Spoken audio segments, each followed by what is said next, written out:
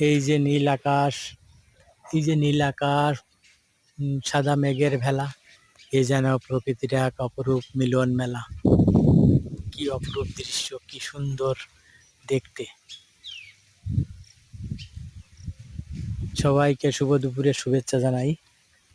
এই যে নীল আকাশ, গাছপালা, নদী নালা, পশু পাখি সব মিলিয়ে